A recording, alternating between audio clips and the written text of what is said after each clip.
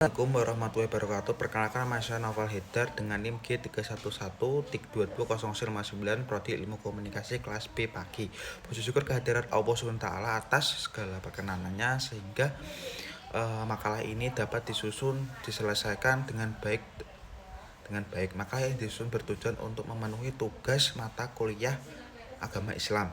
Di video ini saya akan mempresentasikan makalah saya yang berjudul Hukum Islam Al-Hadis.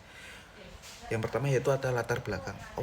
Allah SWT mengutus para nabi dan rasulnya kepada umat manusia untuk memberi petunjuk kepada jalan yang lurus dan benar agar mereka bahagia dunia dan akhirat. Rasulullah SAW lahir dengan kedua ini dengan membawa risalah Islam yang petunjuk yang benar. Hukum syarah adalah kitab syari seruan Allah sebagai pembuat hukum baik dan sumbernya pasti seperti Al-Quran dan hadis.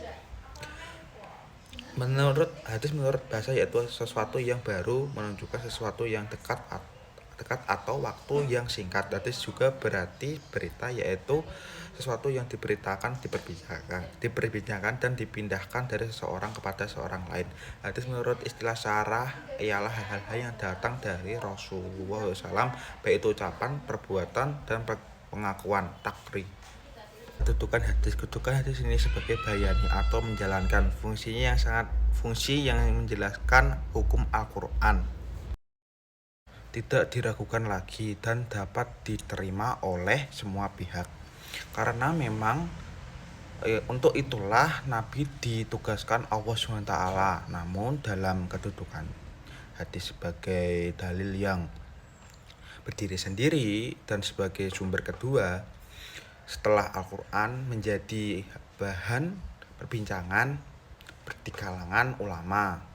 Perbincangan ini muncul disebabkan oleh keterangan Allah sendiri yang menjelaskan bahwa Al-Quran atau ajaran Islam itu telah sempurna. Oleh karena itu tidak perlu lagi ditambahkan sumber lain. Jamhur ulama berpendapat bahwa hadis berkedudukan sebagai sumber atau dalil kedua setelah Al-Quran dan mempunyai kekuatan untuk ditaati serta mengikat untuk semua umat Islam. Jamhur ulama mengumumkan alasannya dengan beberapa dalil, diantaranya banyak ayat Al-Quran yang menyuruh umat menaati Rasul. Ketaatan kepada Rasul sering dirangkaikan dengan keharusan mentaati Allah, seperti yang disebut dalam surat An-Nisa ayat nomor 59. Ya ayyuhallazina amanu atiullaha wa atiul rasula wa ulil amri minkum fa in tanazatum fi syai'in fardu illahi war rasulin kuntum tu'minuna billahi wal yaumil akhir, ya zalika khairu wa ahsanu tahwila.